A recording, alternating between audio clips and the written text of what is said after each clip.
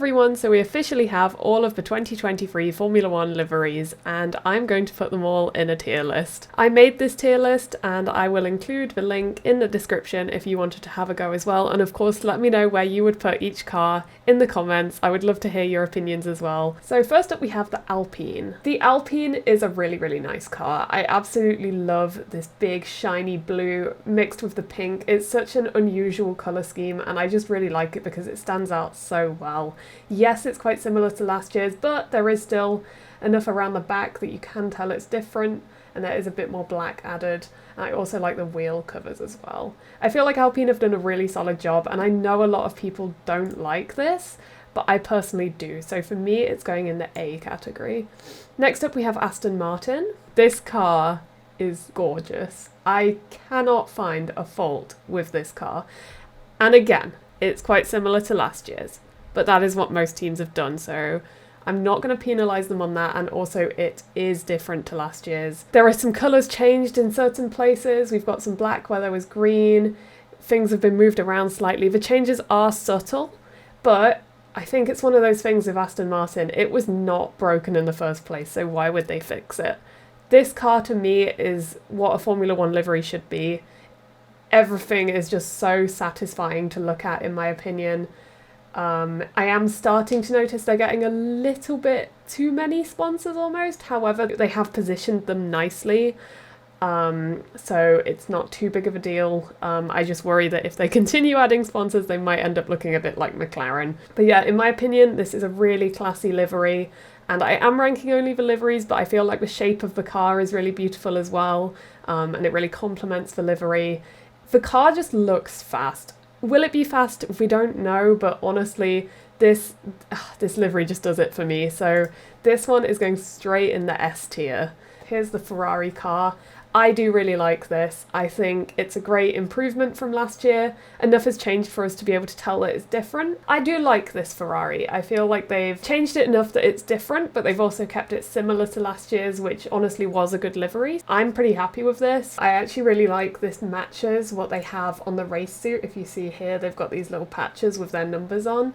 And of course these shoulder pads as well kind of match what's going on up here with the number. So I think that's a really nice touch. And the livery and the suit tie in really nicely together. So I think that's a success from Ferrari. It's a nice car. It's red, you know, to be expected. I love that they've written Ferrari on the rear wing. I know a lot of people were hoping for that, myself included. So I'm really glad they've added that. Overall, it is a pretty nice livery, and I'm gonna put it in A. Okay, moving on to Haas. Now, I was surprised when I saw this car because they'd added black, which I did not expect. It was great to see some change from their previous livery. I think this car looks very quick and almost angry because of the black. I think now, having seen the rest of the cars, we understand more that they are all going for black. So this feels a bit more of a cop-out than it did initially. Initially it was cool, and now it's like, oh, they've just added black like everyone else. So I think that does knock it down in my rankings a bit. Yeah, it's a very strong livery. There's bold colours. I would have liked to see a bit more red, a bit more white as well, because to me I feel like that's very Haas. So where to put this? I feel like it's going to be in either B or C for me, and I think it's going to go in C. Yeah, I think it's going to go in C because it just doesn't, I don't know. I'm just not that fussed about it. Like, it's there. And it's not incredible. You know, it's no Aston Martin. But there we go. So moving on, we have Red Bull, which was quite possibly the worst car launch we've ever seen. There was quite a lot of talking going on. We all wanted to see the car. They built up for ages, acting like they were going to show us something really new and unique and special, and then we were all disappointed when it was basically exactly the same livery-wise. So, yeah. I appreciate what they did. It was a really spectacular launch show. However, I just don't think it was something that the fans enjoyed. I feel like it was more aimed at the sponsors and the partners and building Red Bull as a brand, which I completely understand and respect why they did that, but as a fan, it was just personally not something I enjoyed. There's not a lot to say about this livery. It's very standard. You know, we've seen it all before. It's a nice livery. Again, similar to Aston Martin, it's not broken, so there's no need to fix it.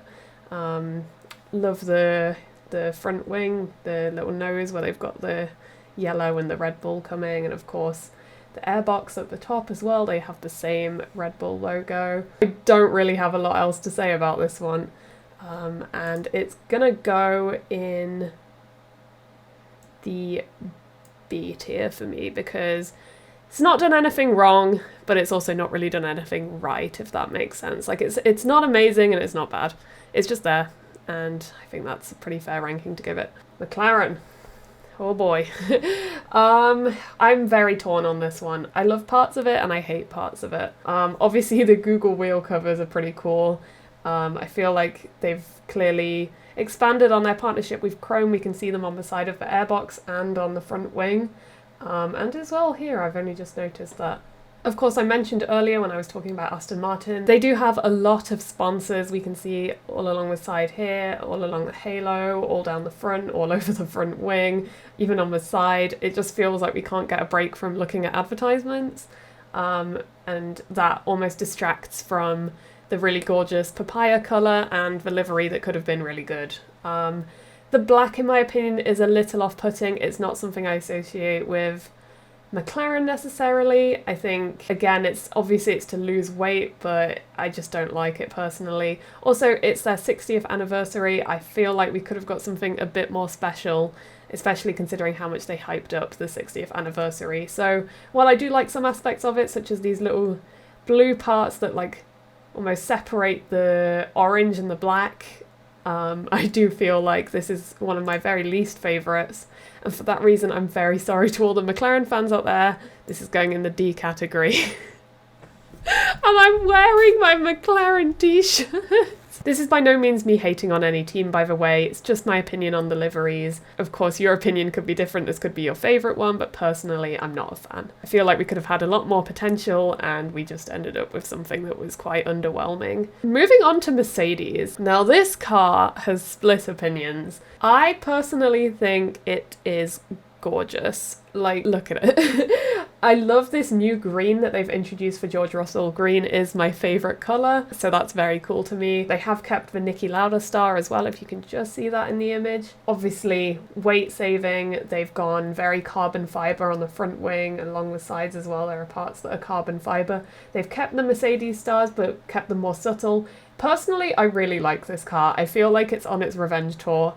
I really like this blue kind of swoosh along the side. Again, it looks fast, and I'm so ready for the Mercedes revenge era. Personally, I'm a big fan of this one, even though I know some other people aren't, but I feel like the black actually fits nicely with the Mercedes theme because they've already had a black car before, so it does make sense for them to go back to fully black, and also it was what a lot of the fans, myself included, wanted. But yeah, personally, I really like this car. I think it will look really cool out on track. Very, very excited. So, which tier do I put it in now is the question. It's between S and A for me. It's not quite Aston Martin level, but it's better than the Alpine and the Ferrari. So I am going to put it in S just because it is a very gorgeous car and I can't really think of any way to improve it. The Aston Martin is my absolute favourite of the lot so far. Okay, next up we have AlphaTauri, and I will be honest, I do not like this livery. It's a bit of a mess in my opinion. They made the AlphaTauri logo bigger to try and put the T on the airbox a bit more, and I guess to make it stand out, but I feel like they've executed it badly. There are bits of black sticking up out the top that don't fit the shape, and the whole thing, even from this angle, you can see it doesn't really look like the AlphaTauri logo anymore. I think it will look good from a distance, but up close like this, it just does not do the business.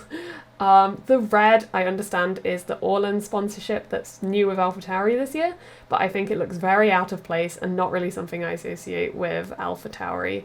I do see where they were going with it, but personally not a fan. So a bit disappointed with what we've had from AlphaTauri this year. There's a lot of ways I would improve this. Cut that out, I don't know how I'd improve it, the whole thing's rubbish. So I think it will look better out on track, but right now these pictures are just it's not the one for me. So unfortunately, AlphaTauri, you will be joining McLaren in the bottom tier. Next up we have Williams Racing, and I'm pretty impressed with what they've given us this year. It's very, very similar to last year's, so there's not really a lot to go into. I love these new wheel covers with the almost arrows on them.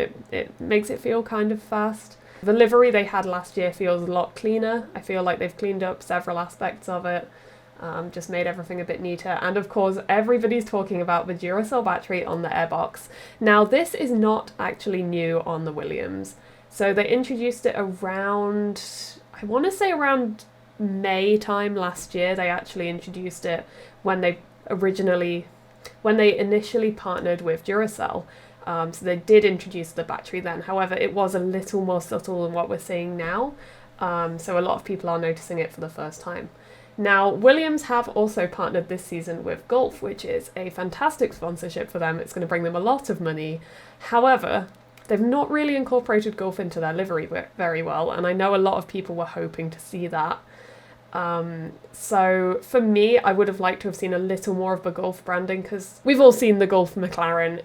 In fact, the Gulf McLaren is actually my lock screen on my phone. I would have really liked to see a bit more of that gorgeous Gulf blue appearing on the Williams. Some photos have actually come out of the Williams pit box for this year, and you can very clearly see the very prominent Gulf sponsorship in the overalls here, and of course over here on the bars at the top. It just looks so good to me, and I would have really liked to have seen a bit more of that on the car. I feel like there is a lot of missed opportunity here for Williams, but there may be a reason for that. So I'm gonna say A for Williams, because it is a really nice livery, but if they'd incorporated Gulf a bit more, I would be putting it in S along with the Aston Martin and the Mercedes. And finally that brings us to Alfa Romeo, the last team, and unfortunately, I really don't like this livery. I know a lot of people absolutely love it. I personally feel like this car loses the essence of Alfa Romeo and goes more in the direction of Ferrari. I loved the gorgeous white paint that they had with the red. It just felt so Alfa Romeo, you know, especially with this little green clover. It was the Italian flag colours, and now, again, they've put black to reduce weight on the car. You can see they've got a carbon fibre rear wing and front wing and carbon fibre along the sides, but I just don't like it. It just doesn't look good, and I understand they've actually tried to make a different livery this year, but again, it feels like, similarly to Haas, they have just done it for weight-saving purposes. My main issue with this livery, like I mentioned just a moment ago, is the fact that it looks too similar to Ferrari. If I see this on track, it might take me a minute to figure out whether I'm looking at an Alfa Romeo or a Ferrari, especially at the speeds they go. So it's just a shame, really, because Alfa Romeo had one of the classiest liveries with that red and white, and I feel like we have unfortunately lost that aspect now with the black. So unfortunately for me, this one is going in the D category. So there we go. Those are my rankings. Obviously these opinions are my opinions. You may disagree, and I would love to hear your thoughts, so please do share them in the comments. If you enjoyed this video, be sure to subscribe and turn on notifications so you don't miss my next video. And if you did want to support me and you also fancy buying some Formula 1 merch, you can use my affiliate link in the description. Thanks for watching, have a great day!